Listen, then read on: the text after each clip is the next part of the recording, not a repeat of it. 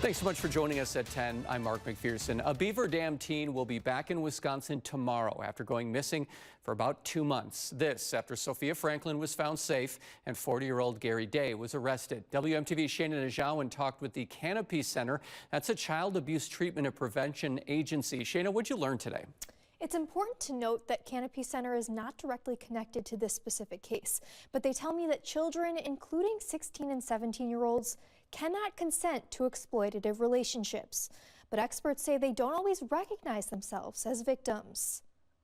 We're feeling relieved, ready to take the next steps. Sophia Franklin's mother says it's a miracle her daughter was found on her birthday after being lured online. Just so thankful that she's no longer with this man who has not only violated our family's privacy, but totally manipulated our daughter. The 17-year-old met 40-year-old Gary Day on the internet. You can do all the right things.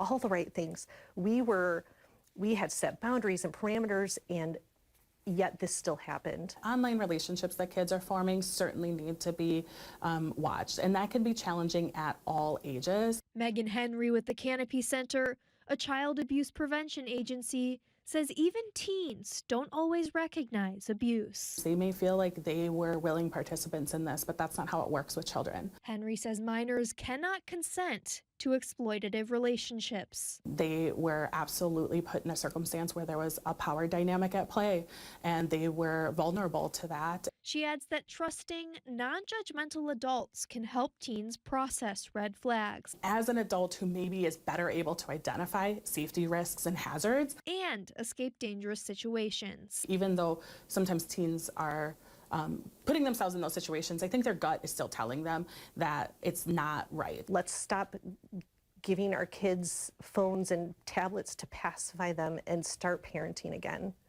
And we were trying to do that. We definitely were trying to do that, but even our best efforts failed because there's this lure that there's something better out there on the internet. And that's where the real predators lie. Henry says not all therapy methods work for every child. They provide individualized assistance for those kids facing abuse and maintain contact with them, which she says is important in preventing future re-victimization. Live in the studio, Shana Najawan, WMTV 15 News. Shana, thank you. Canopy Center is implementing screening tools for children older than 10 to identify risk factors and provide early interventions. This is a story WMTV has been covering for months, and our morning show was first to be live in Beaver Dam this morning when the news broke, talking to neighbors to get reaction, police as well. So we want to walk you through a brief timeline of how we got here. On July 29th of last year, Gary Day started talking with Sophia Franklin and then took her to Arkansas. On December 10th, law enforcement found Sophia there and she was returned to her family. Then in January, Sophia starts talking once again to Gary Day online. And then, of course, on February 2nd, she was last seen by her family. It was only February 3rd, however, that Day was spotted at Sophia's house on surveillance video. An Amber Alert was then issued for a missing and what we found out was pregnant teen.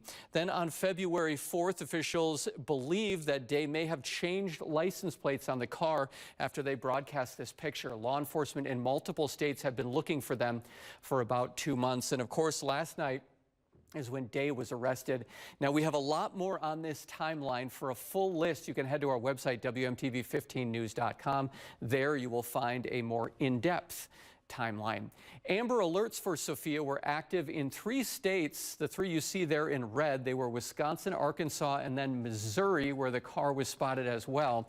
We found out today somehow she and Day ended up in Idaho at some point where their car broke down. The pair then hitchhiked to Nebraska, ending up in Omaha. As far as Day, he's currently still in jail in Nebraska. He is facing several felony charges in Wisconsin, including abduction of a child and child enticement. Homeland Security is running the investigation moving forward. 15 News has reached out to them to see what the next steps are. We'll keep you updated as we learn more.